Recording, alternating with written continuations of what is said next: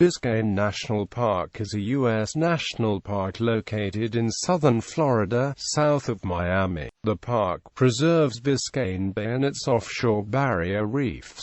95% of the park is water, and the shore of the bay is the location of an extensive mangrove forest. The park covers 172,971 acres and includes Elliott Key, the park's largest island and first of the true Florida Keys, formed from fossilized coral reef.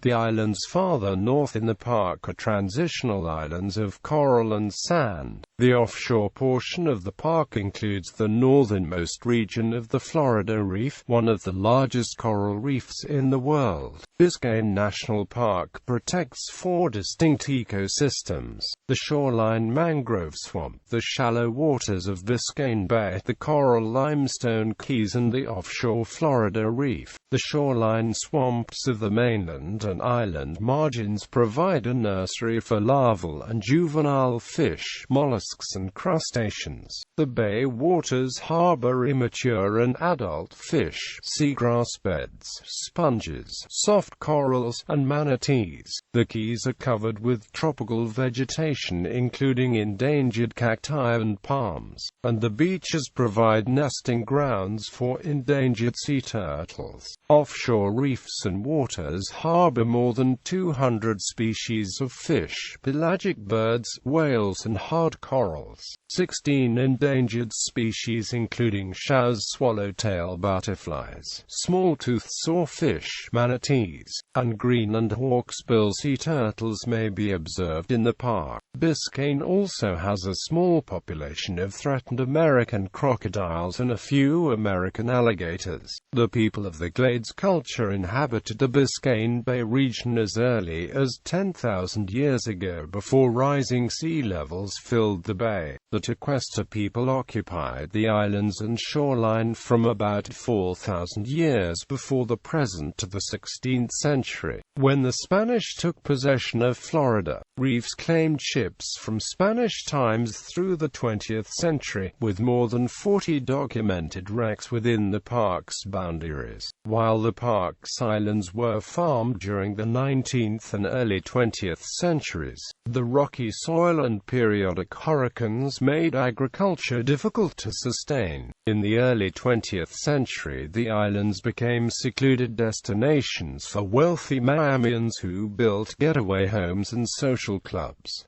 Mark C. Honeywell's guest house on Boca Chica Key was the area's most elaborate private retreat, featuring a mock lighthouse. The Cocolo Bouquet Club was at various times owned by Miami developer Carl G. Fisher, yachtsman Garfield Wood, and President Richard Nixon's friend Bebe Rebozo, and was visited by 4 United States presidents. The amphibious community of Stiltsville was established in the 1930s in the shoals of northern Biscayne Bay, taking advantage of its remoteness from land to offer offshore gambling and alcohol during Prohibition. Following the Cuban Revolution of 1959, Elliott Key was used as a training ground for infiltrators into Fidel Castro's Cuba by the Central Intelligence Agency and by Cuban exile groups. Originally proposed for inclusion in Everglades National Park, Biscayne Bay was cut from the proposed park to ensure Everglades establishment. It remained undeveloped until the 1960s, when a series of proposals were made to develop the Keys in the manner of Miami Beach, and to construct a deepwater seaport for bulk cargo, along with refinery and petrochemical facilities on the mainland shore of Biscayne Bay. Through the 1960s and 1970s, 2 fossil-fueled power plants and 2 nuclear power plants were built on the bay shores. A backlash against development led to the 1968 designation of Biscayne National Monument. The preserved area was expanded by its 1980 redesignation as Biscayne National Park. The park is heavily used by boaters, and apart from the park's visitor center on the mainland, its land and sea areas are accessible only by boat. Geography.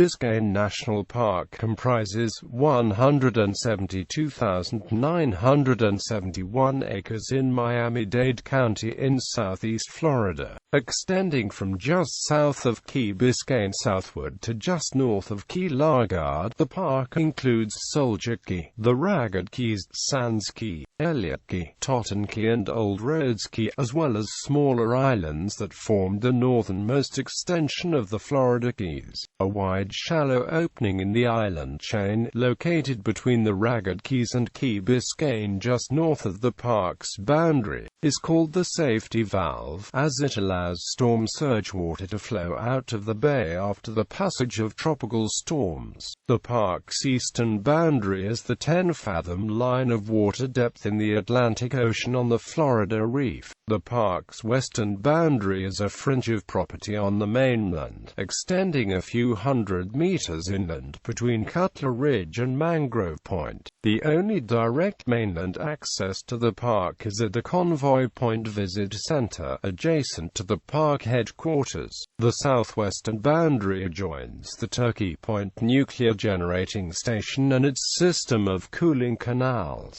The southern portion of Biscayne Bay extends between Elliott Key and the mainland, transited by the Intracoastal Waterway. The park abuts the Florida Keys National Marine Sanctuary on the east and south sides of the park and John Pennekamp Coral Reef State Park to the south. Only 9,075 acres of the park's area are on land, with the offshore keys comprising 4,250 acres and mainland mangrove swamps account for the remaining 4,825 acres. As an extension of the Everglades ecosystem, much of the park was originally proposed to be included in Everglades National Park, but was excluded in order to obtain a consensus for the establishment of the Everglades Park in 1947. Geology: Biscayne Bay marks the southernmost extent of the Atlantic Barrier Islands, represented by Key Biscayne, and the northernmost extent of the Florida Keys at Elliott Key. The Keys are distinguished from the Barrier Islands by the coral limestone that extends to the island's surface under a thin veneer of topsoil, while the Barrier Islands are dominated by wave-deposited sands that cover most of the limestones.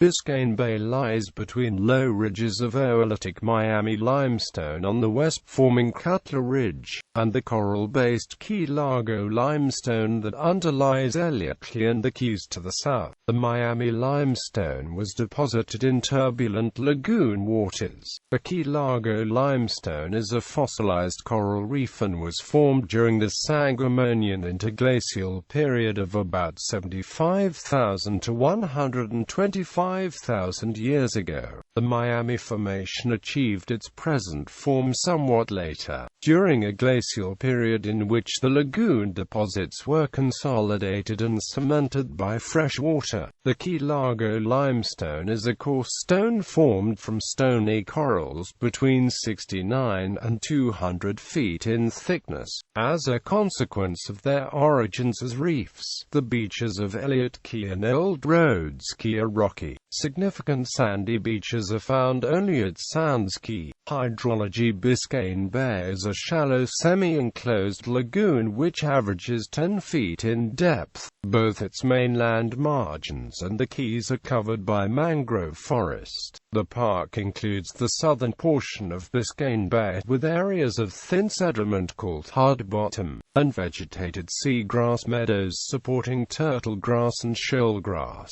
As a result of efforts to control water resources in Florida and projects to drain the Everglades during the early and mid-20th century, water flow into Biscayne Bay has been altered by the construction of canals. These canals channel water from portions of the southeastern Everglades now used for agriculture into the bay. Prior to canal construction, most fresh water inflow came from rain and groundwater, but the canals are now altering the salinity profile of the bay, conveying sediment and pollutants and leading to saltwater intrusion into the Biscayne aquifer. The Comprehensive Everglades Restoration Plan was established in 2000 to mitigate the effects of human intervention into the natural water flow of the Everglades, primarily aimed at the restoration of historical patterns of water flow into Everglades National Park. The project will also deal with issues arising from the diversion of water out of the southern Everglades into Biscayne Bay. The Biscayne Bay Coastal Wetlands Project is a CERP component specifically intended to redistribute water flow so that fresh water is introduced gradually through creeks and marshes rather than short, heavy discharges through drainage canals.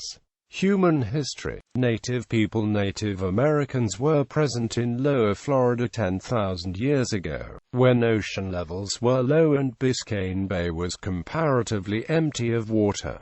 Water levels rose from about 4,000 years ago and inundated the bay. Archaeologists believe that any traces left by the peoples of that era are now submerged. None now exist on dry lands in the park. The Cutler fossil site just to the west of the park has yielded evidence of human occupation extending to at least 10,000 years before the present. The earliest evidence of human presence in Biscayne dates to about 2,500 years before the present, with piles of conch and whelk shells left by the Glades culture. The Glades culture was followed by the Tequesta people who occupied the shores of Biscayne Bay. The Tequesta were a sedentary community living on fish and other sea life, with no significant agricultural activity. A site on Sands Key has yielded potsherds, worked shells and other artifacts indicating occupation from at latest 1000 AD to about 1650, after contact was made with Europeans.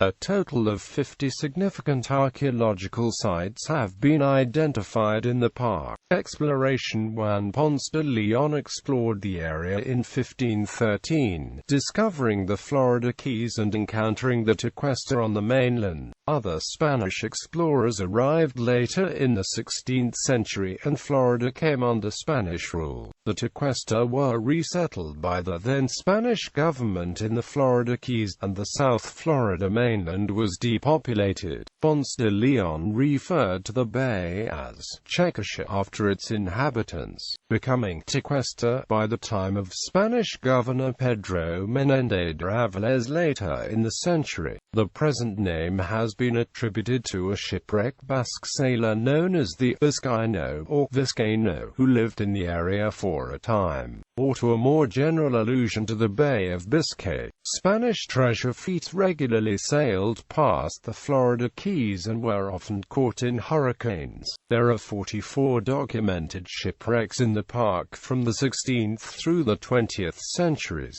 At least 2 18th century Spanish ships were wrecked in the park area. The Spanish galleon Nuestra Señora del Popolo is believed to have been wrecked in park waters in 1733, though the site has not been found. HMS Foy was wrecked in 1748 in what is now Leguray anchorage, at some distance from the Foy Rocks.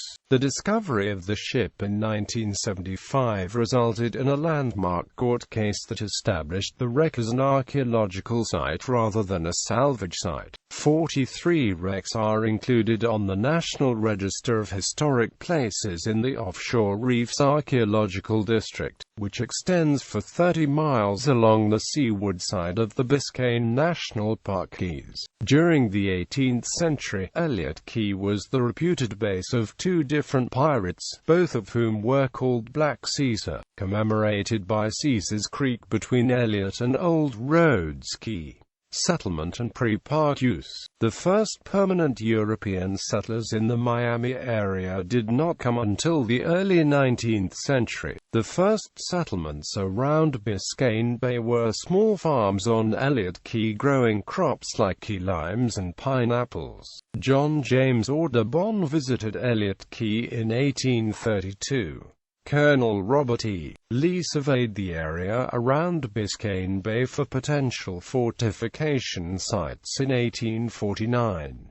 At the end of the American Civil War in 1865, a number of Confederates passed through the area as they were attempting to escape to Cuba. Elliott Key was a brief stopping point for John C. Breckinridge during his flight to Cuba. The former United States Vice President, Confederate General and Confederate Secretary of War spent 2 nights in Biscayne Bay on his journey. Few people lived in the park area until 1897, when Israel Lafayette Jones, an African-American property manager, bought Porgy Key for $300 US. The next year Jones bought the adjoining Old Rhodes Key and moved his family there, clearing land to grow limes and pineapples. In 1911 Jones bought 212-acre Totten Key, which had been used as a pineapple plantation, for $1 an acre, selling in 1925 for $250,000. Before Israel Jones' death in 1932, the Jones plantations were for a while among the largest lime producers on the Florida East Coast. Carl G. Fisher, who was responsible for much of the development of Miami Beach, bought Adams Key, once known as Coco Lobo Key, in 1916 and built the Coco Lobo Key Club in 1922. The 2-story club building had 10 guest rooms, a dining room, and a separate recreation lodge. Patrons included Warren G. Harding, Albert Fall, T. Coleman DuPont, Harvey Firestone, Jack Dempsey, Charles F. Kettering, Will Rogers and Frank Seiberling. Israel Jones' sons Lancelot and Arthur dropped out of the lime-growing business after competition from Mexican limes made the business less profitable, and after a series of devastating hurricanes in 1938 they became full-time fishing guides at the Coco Lobo Club. The club had declined with the crash of 1929, which cost Fisher his fortune, but was revived by Garfield Wood in 1934.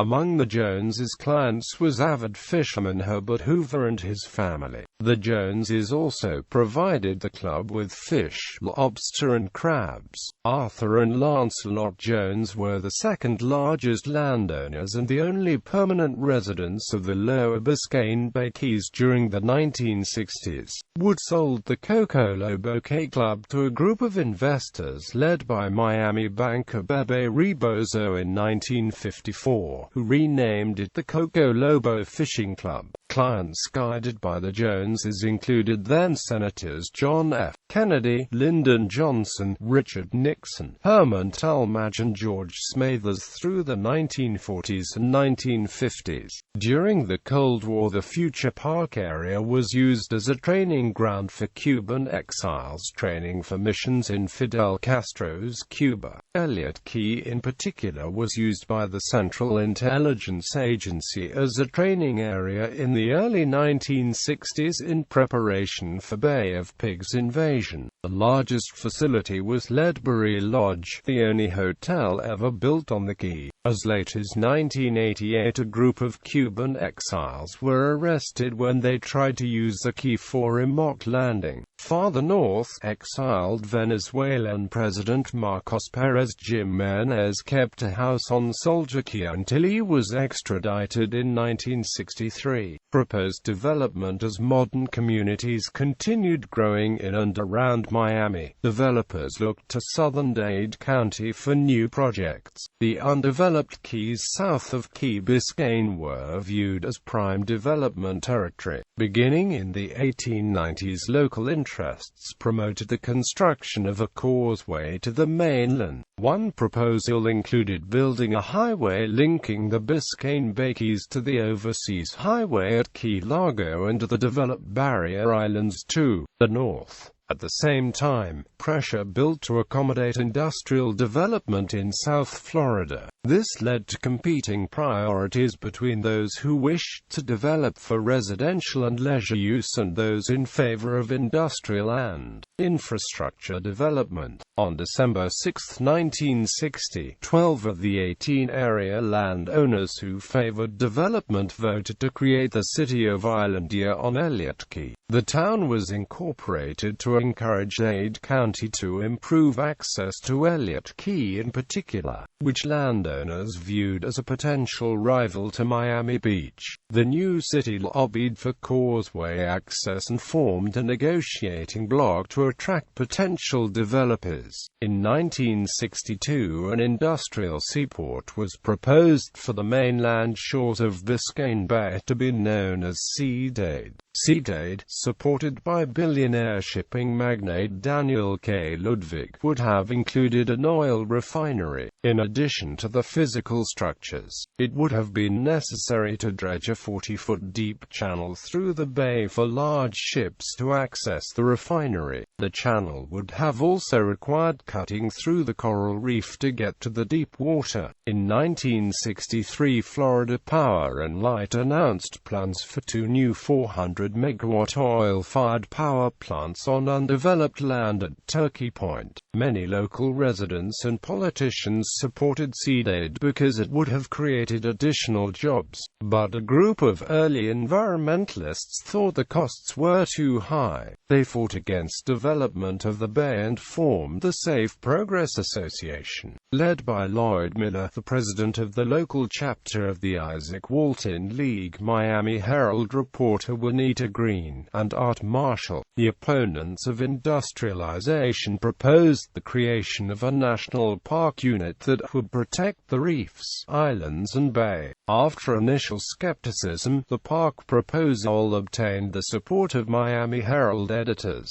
as well as Florida Congressman Dante Fasel and Florida Governor Claude R. Kirk, Jr., and were supported by lobbying efforts by sympathetic businessmen including Herbert Hoover, Jr. One vision of Islandia, supported by landowners, would have connected the northern Florida Keys, from Key Biscayne to Key Largo, with bridges and created new islands using the fill from the Sea-Dade Channel. Although Ludwig's Sea-Dade plans were not supported by Miami area politicians of the state of Florida, Islandia supporters continued to lobby for development support. In 1968, when it appeared the area was about to become a national monument, Islandia supporters bulldozed the highway 6 lanes wide right down the center of the island, destroying the forest for 7 miles. Islandia landowners called it Elliott Key Boulevard, but called it Spite Highway privately. It was hoped that since there was so much environmental damage, no one would want it for a national monument. Over time, in the near-tropical climate, the forest grew back, and now the only significant hiking trail on Elliott Key now follows the path of Elliott Key Boulevard. The oil-fired Turkey Point power stations were completed in 1967-68 and experienced immediate problems from the discharge of hot cooling water into Biscayne Bay, where the heat killed marine grasses. In 1964, UR and AMP-L announced plans for 2 693 megawatts nuclear reactors at the site, which were expected to compound the cooling water problem. Because of the shallowness of Biscayne Bay, the power stations were projected to consume a significant proportion of the bay's waters each day for cooling. After extensive negotiations and litigation with both the state and with Ludwig, who owned land needed for cooling water canals,